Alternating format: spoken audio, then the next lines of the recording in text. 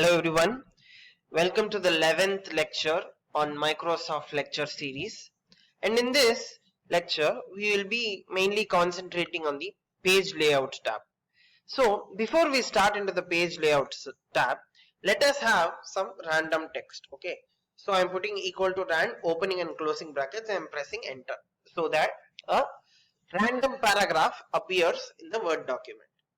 So what we are going to do is, in the page layout tab, it mainly concentrates on the page and the contents of the page.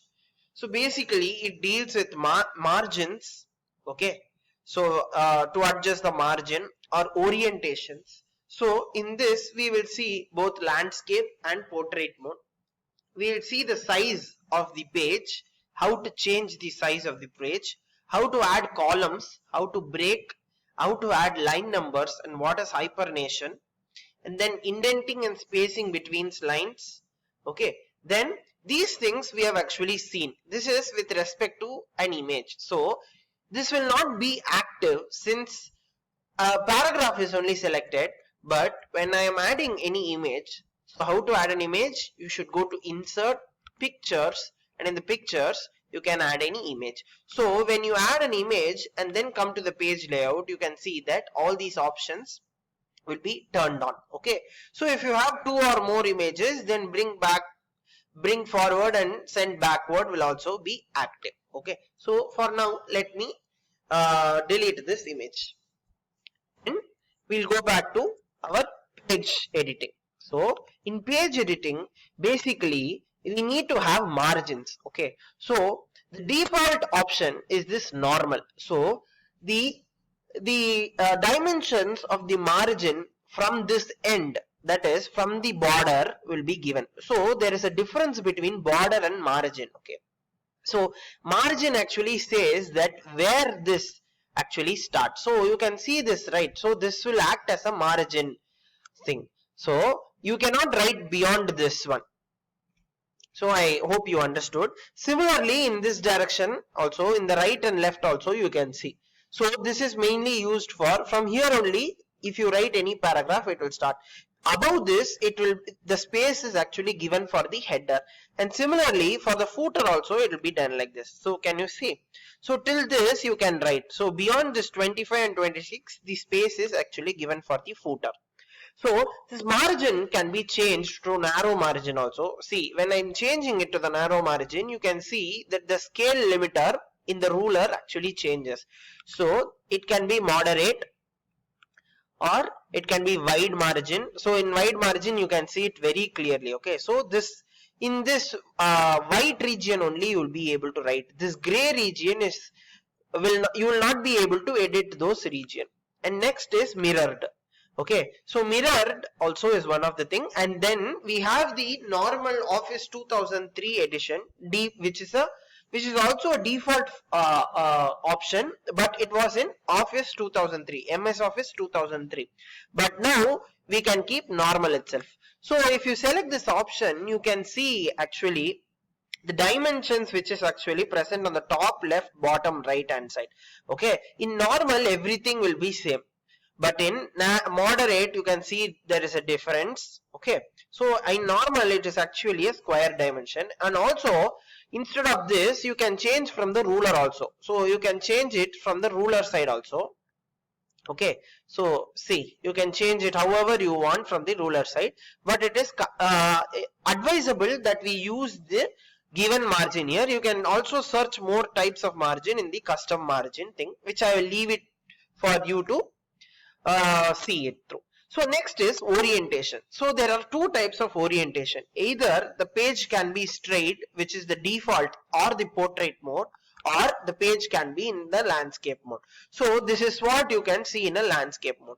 Landscape mode is generally used for like report submission, project submission. That time generally landscape mode is used. Okay, so landscape mode you can switch through portrait and landscape mode via this orientation format. Next is size of the page. The size of the page can be adjusted, whether you want an A4 size page or a letter page. So if I change it to the letter page, so that dimensions will be taken place, and if I change to A4, that dimension will be applied. So the dimensions of letter and A4 sheet is already given, and you can refer to these also, and you can add additional more paper sizes, like if you want A3, A2, A1, those things can be applied here. You can also find that in the file option when you go to the print menu. Okay, so you have this portrait and landscape orientation size also, or if you want A3, A4 letter size also, this also you can find. You can find the margins also, which we saw in the page layout. So generally whatever is there in the page layout will be found in the print editing options. So we'll come to print editing options very soon in the upcoming lectures, or in this lecture also I might finish. Next is columns. So if you have paragraphs actually like this, we can split it into two columns. Generally, two or more columns. Generally we see this in the newspaper articles. Okay, so you see that whenever a newspaper article is given, like this heading will be given. So let me take this as a heading. So I'll type this as a video, and I'll edit it somehow. Okay, so I'll increase the size, make it into bold, apply any the color, then I'm highlighting, make it into some text, like that I'm doing. So let this be a heading, and I will add an image also. Okay, so I'll go to insert, I'll add pictures, I'll add this guy's picture, Mortal Kombat picture, and then I'll wrap text it to square so that I can change and move it. Okay, so I am able to move it. So what I can see actually in this is, I want to create a two column a two column text. So we have to go to the page layout. Then what we have to do is, we have to select this.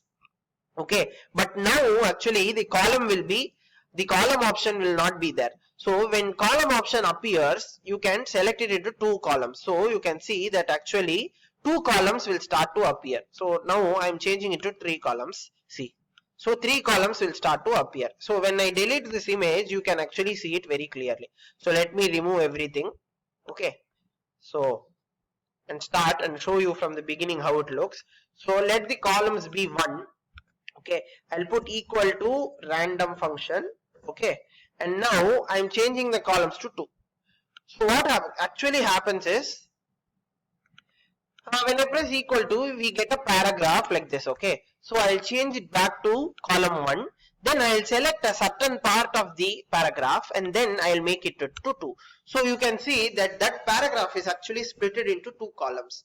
Okay, we can also add 3 columns, and more columns can be done in more.